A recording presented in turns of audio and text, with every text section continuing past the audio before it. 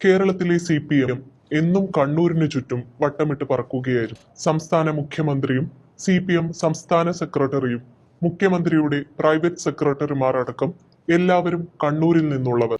അങ്ങനെ എല്ലാം കൊണ്ടും CPMന്റെ കണ്ണൂർ ലോബി ഉള്ളം കൈയിലിട്ട് അമ്മാനമാടുമ്പോഴാണ് എല്ലാത്തിനും മുകളിൽ പാർട്ടിയുടെ അവസാന വാക്കായി കൊല്ലം ജില്ലക്കാരനായ MA ബേബിയുടെ രംഗപ്രവേശനം എന്ന് കാണാം. CPM കണ്ണൂർ ഘടകമടക്കം MA ബേബിക്ക് വേണ്ടി ശക്തമായി വാദിച്ചതിന് പിന്നിൽ CPMനെ കേരളത്തിൽ പിടിച്ചുകെട്ടാനുള്ള താല്പര്യത്തിന്റെ പുറത്താണ്. കോടിയേരി ബാലകൃഷ്ണന്റെ അനാരോഗ്യ കാലത്ത് സംസ്ഥാന സെക്രട്ടറി പദത്തിലേക്ക് ജൂനിയർ ആയിരുന്ന MV ഗോവിന്ദനെ പരിഗണിച്ചപ്പോൾ പോലും ബേബിയെ സംസ്ഥാന നേതൃത്വം വകവെച്ചിരുന്നില്ല.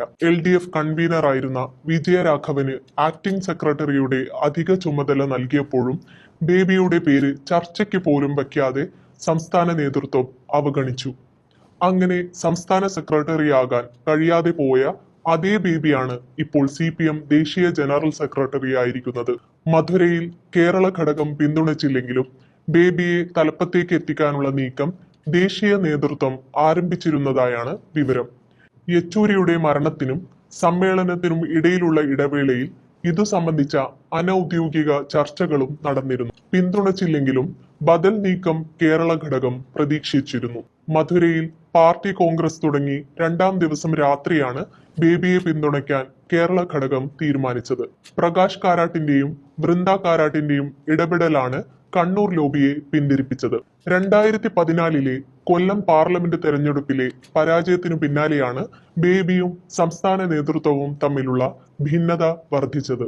അന്ന് പിണറായി വിജയന്റെ പരനാറി പരാമർശത്തിൽ മനംനൊന്ത് പരാജയത്തിനു പിന്നാലെ MLA സ്ഥാനം രാജിവെക്കാനുള്ള നീക്കം വരെ ബേബി നടത്തിയിരുന്നു. പോളിറ്റ് ബ്യൂറോ അംഗമായിരുന്നിട്ടും ജില്ലാ സമ്മേളനങ്ങളിൽ പോലും വേണ്ടത്ര പരിഗണന ബേബിക്ക് ലഭിച്ചിരുന്നില്ല. 2018 തൃശൂർ സമ്മേളനത്തിൽ ഇക്കാര്യത്തിലുള്ള അതൃപ്തി ബേബി യെച്ചൂരിയെ അറിയിച്ചിരുന്നു.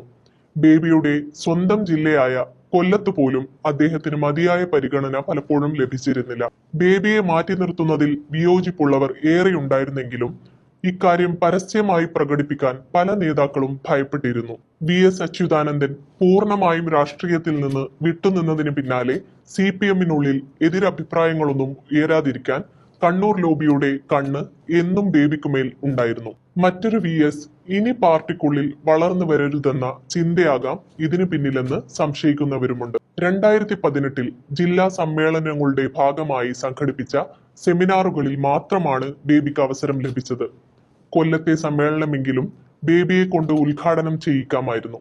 പകരം തൃശൂരിലെ സ്കൂൾ കലോത്സവം പോലും ഉപേക്ഷിച്ച് മുഖ്യമന്ത്രി കൊല്ലം സമ്മേളനം ഉദ്ഘാടനം ചെയ്യുകയായിരുന്നു.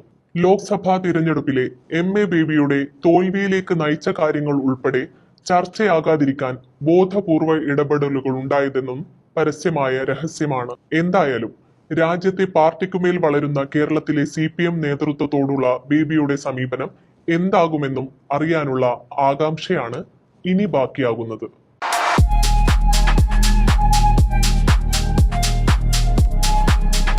വാഗൺ സ്പൈസസ് വാഗമണിലെ എല്ലാ ഒറിജിനൽ പ്രോഡക്ട്സും തിരുവനന്തപുരത്ത് ഒരു കുടക്കീഴിൽ ജ്യോതിപുരം ഫുഡ് സേഫ്റ്റി ഓഫീസിന്റെ മുൻവശത്ത് പ്രവർത്തനം ആരംഭിച്ചിരിക്കുന്നു.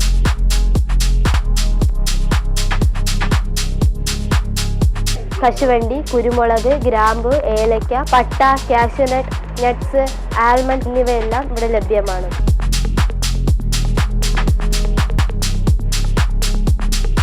ബന്ധപ്പെടേണ്ട നമ്പർ 7994007599 അല്ലെങ്കിൽ 9656417599.